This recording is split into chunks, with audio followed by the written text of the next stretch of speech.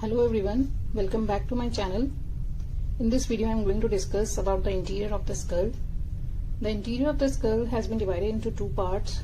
First is interior of the calvaria and the interior of the base of the skull. So this is the vault of the skull or calvaria. Here we can see it is made up of the frontal bone, the two parietals and the occipital bone. The sutures are, this is the coronal suture, this is sagittal suture and this is the lambdoid suture. Interior of this we can see this is the sagittal sulcus which is lodging the superior sagittal sinus, and we can see the small foramina over here. These are because of the arachnoid granulations. These granulations are helpful for the absorption of CSF and draining them into the venous sinuses. Also we can visualize these impressions because of the middle meningeal veins. Then we have the interior of the base of the skull. Now interior of the base of the skull. Here we have divided the base of the skull into three fossas. This is the anterior cranial fossa. This one is the middle cranial fossa, and the posterior one we have the posterior cranial fossa. Now first we discuss about the anterior cranial fossa. This anterior cranial fossa presents the three bones. These are the ethmoid bone, this is the ethmoid, this is the orbital plate of the frontal bone, and this part is the body of sphenoid. So there are three bones which are participating in the formation of the anterior cranial fossa. So first we discuss about the ethmoid bone. This ethmoid bone is presenting these sieve-like foramens, small pores in this. This is known as the cribriform plate of the ethmoid bone, and this cribriform plate, this is forming the roof of the nasal cavity. So this is the nasal cavity, and here we can see it is forming the roof of the nasal cavity. So here we can easily visualize the pores of the cribriform plate. So this is the forming the roof of the nasal cavity. So this cribriform plate is for transmitting the olfactory nerve fibers which are arising from the nasal mucosa up to the optic bulb, olfactory bulb, which is located at the base of the brain. So this is for the passage for olfactory nerves.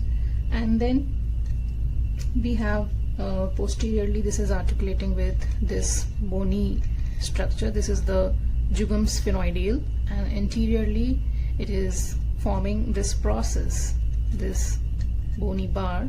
This is known as the crista galli. Here we can see the bony bar. Then anterior to this we have this linear bony ridge. This is known as the frontal crest.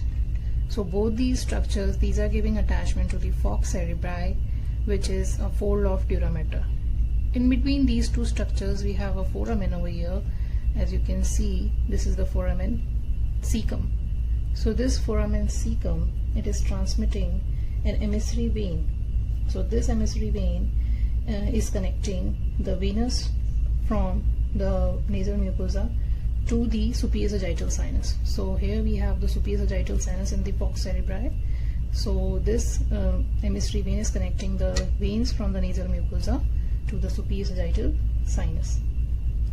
And then in this ethmoid we have the anterior and posterior ethmoidal foramina which are lying in the medial wall of the orbit. So here we can see these, this is the orbit, and here we can see the anterior, and this is one is the posterior ethmoidal foramina.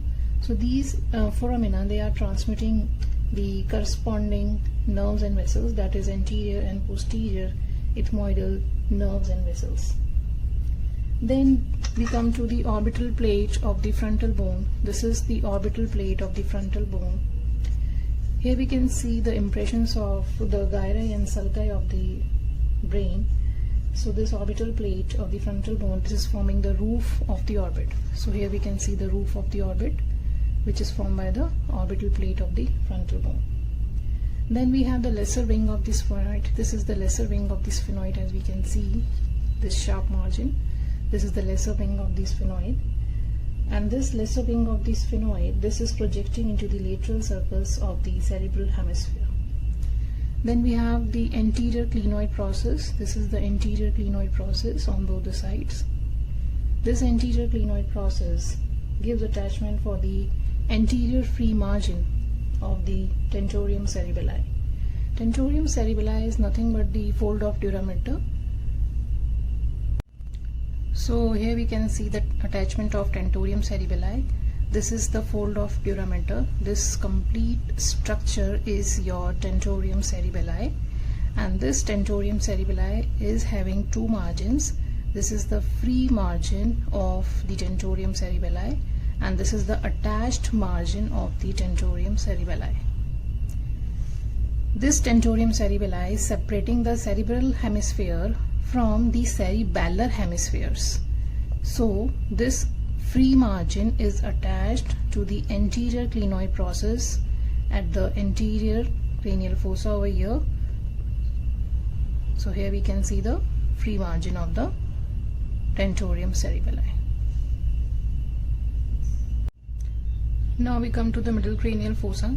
In this we can see that it is a butterfly shaped structure. This is the middle cranial fossa, and possesses in the median part the body of a sphenoid and a pair of lateral expanded parts, which are made up of the squamous part and the petrous part of the temporal bones.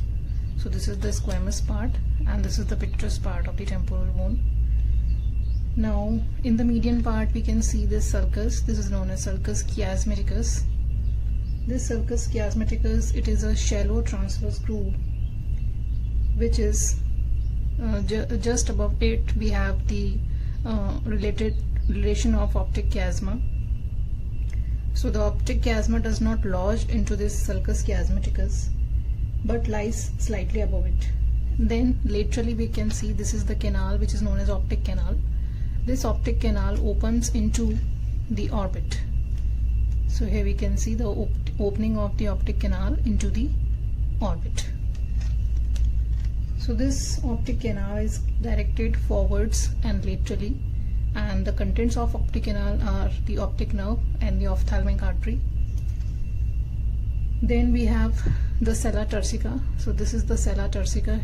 This is the Turkish saddle-like structure. This is the sella turcica, and this sella turcica is containing the hypophysis cerebri, or we can say the pituitary gland. This is made up of the tuberculum sali. This is the tuberculum sali. This is the posterior margin of sulcus chiasmaticus. This is the hypophyseal fossa, and this is the dorsum sali. So these three structures forms the sella turcica. I repeat, this is the tuberculum sali, this is the hypophyseal fossa, and this is the dorsum sali. So these three structures forms this saddle-like structure which is known as sella turcica. So we will discuss these three structures individually. First is the tuberculum sali. So this is the tuberculum sali. This is the posterior limit of the sulcus chiasmaticus. This is the posterior limit, and gives attachment to the diaphragma sali. This diaphragma sali forms the roof for the hypophyseal fossa, and on each side it possesses a tubercle known as middle clinoid process. So this one is the middle clinoid process, which is connected to the anterior clinoid process over here with the help of carotidoclinoid ligament. So this forms a foramen over here. This is known as carotidoclinoid foramen, which transmits the upturned course of the internal carotid artery. This ligament, that is carotidoclinoid ligament, sometimes it gets converted into bone. Then we have the hypophyseal fossa, which is a deep depression containing the pituitary gland, and the floor of this fossa is containing the sphenoidal air sinus. Rarely a small median craniopharyngeal canal is found between this hypophyseal fossa and below the sphenoidal air sinus. This canal is the remnant of the Rathke's pouch, which forms the anterior lobe of the pituitary gland. Then posteriorly we have this dorsum celli. This dorsum celli is square-like plate, as we can see. This is the square-like plate, the dorsum celli, which projects upwards and presents this posterior clinoid process. This posterior clinoid process give attachment to the anterior end of the attached margin of tentorium cerebelli. So just by the side of this posterior clinoid process, we have the attachment of free and attached margins of the tentorium cerebelli, which are crossed over here at this point and forms a triangular area which is pierced by the oculomotor and the trochlear cranial nerves. So this triangular area is known as oculomotor trigon. So this oculomotor trigon we can see with the help of diagram. So in this diagram we can see this is the posterior clinoid process, and lateral to this, here we can see the free and the attached margin of tentorium cerebelli. They are crossing over each other, and this triangular area is known as oculomotor trigon. This area is pierced by this oculomotor nerve, and this one the trochlear nerve. So these two nerves, these are piercing the oculomotor trigon. This is the oculomotor nerve and this is the trochlear nerve. That is the fourth cranial nerve. Then on the lateral margin of dorsum celli we have this process. This process is connected with the petrous temporal bone with the help of petrosphenoidal ligament. Below that we have the crossing for the abducent nerve, that is the sixth cranial nerve. After piercing this ligament, this nerve, that is the abducent nerve, appears in the cavernous sinus over here. Then on the lateral aspect of the hypophyseal fossa, we can see this curved groove, the italic F-shaped groove. This groove is for the lodgement of internal carotid artery.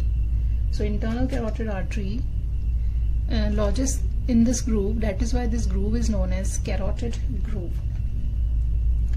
Here the internal carotid artery is surrounded by the sympathetic nerve fibers. Then we come to the lateral part, that is this expanded part of the middle cranial fossa. In the lateral part we can see this is the greater wing of the sphenoid, and then we have this squamous part, and this is the petrous part of the temporal bone. In the greater wing of the sphenoid we can see different foramina in a crescentric order. So first foramina, this foramina is known as superior orbital fissure. So if I insert this probe in this foramen, I have got this superior orbital fissure over here like this. So this is the superior orbital fissure. So I hope you can see the superior orbital fissure on the orbit. So this is the superior orbital fissure in the greater wing of the sphenoid. Then another structure below it, this foramen is your foramen rotundum. So below the superior orbital fissure we have foramen rotundum. Then we have foramen ovale. This is the foramen ovale, and below that we have foramen spinosum. This is the foramen spinosum.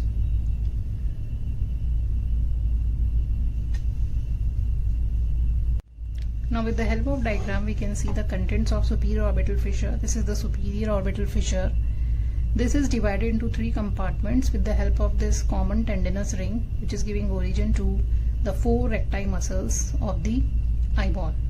So this is the lateral compartment, which is containing the lacrimal, frontal and trochlear cranial nerves, and then there is a vein known as superior ophthalmic vein. In the middle compartment we can see the upper and lower divisions of the oculomotor nerve, and in between these two we can see the nasociliary nerve and the abducent nerve. Then This is the medial most compartment, and this is containing the inferior ophthalmic vein. So these are the contents of superior orbital fissure. Then we have foramen rotundum over here. This foramen rotundum, the contents are the maxillary nerve, and then below that we have foramen ovale. So this is the foramen ovale. The contents of foramen ovale can be remembered in the form of mnemonic MALE, M-A-L-E, MALE. That is, M stands for mandibular nerve, A stands for accessory meningeal artery, L stands for lesser petrosal nerve, and E stands for emissary vein, which is connecting the cavernous sinus with the pterygoid venous plexus. Then below that we can see this is the foramen spinosum. This foramen spinosum contains the middle meningeal artery and the nervus spinosus. Then we come to the squamous part. This is the squamous part of the temporal bone. Here we can see these grooves.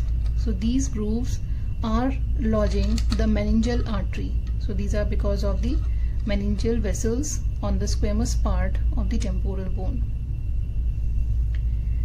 Then we can see the petrous part. This is the anterior surface of the petrous temporal bone.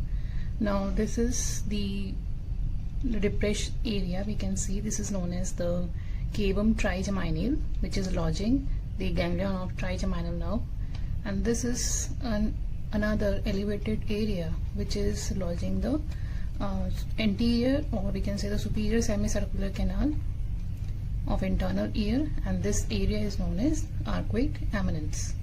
Then we come to the posterior cranial fossa. So this is the posterior cranial fossa, and this is the deepest of all.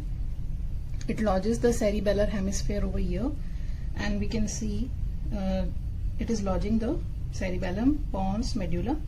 The roof of this posterior cranial fossa is made up of the tentorium cerebelli, and the floor is presenting a foramina, which is known as the foramen magnum, which is discussed in detail in the norma basalis part of the skull in the previous videos, so you can go through these.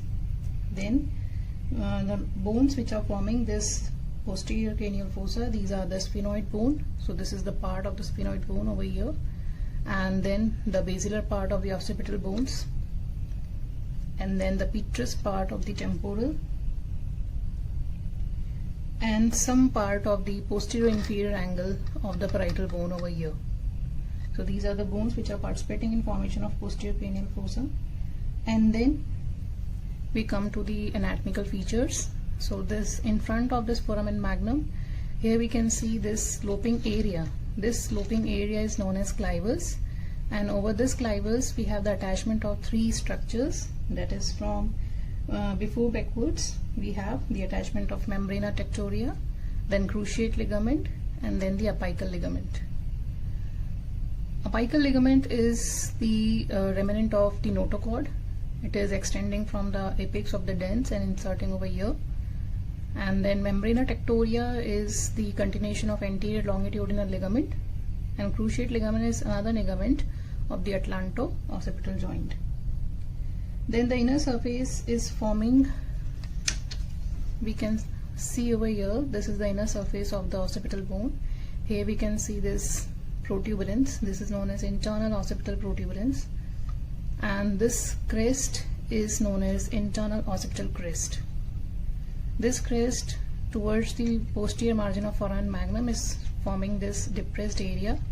This is known as the vermian fossa, which is lodging the vermis of the cerebellum, and this internal occipital crest is having this diverging transverse sulci. We can see this transverse sulci over here. So this is the right on the right side, and this is on the left side. So this right branching of this internal occipital crest, this is lodging the right transverse sinus, and on the left side this is lodging the left transverse sinus. And this internal occipital protuberance, this is forming the confluence of the sinuses, where there is meeting point of the falx cerebri, tentorium cerebelli, and falx cerebelli. So here it is forming the confluence of sinuses, and this the right transverse sinus, this is the continuation of the superior sagittal sinus, and this left transverse sinus is the continuation of the straight sinus over here. Then the different foramina which is found in the posterior cranial fossa. Here we can see the hypoglossal canal. So this is the hypoglossal canal, and which is giving passage for hypoglossal nerve and your hypoglossal vessels. And this is the jugular foramen, which is discussed in detail in the norma basalis, and this is your internal acoustic meatus. I hope you can easily see this. This is the internal acoustic meatus, which is 1 centimeter long, and it is lying in external acoustic meatus. So internal and external acoustic meatus, they are lying in a same line, and the contents of this meatus, these are the 7th, 8th cranial nerve and the labyrinthine vessels. So this is completing our interior of the base of the skull. I hope you understand well. Thank you so much for watching.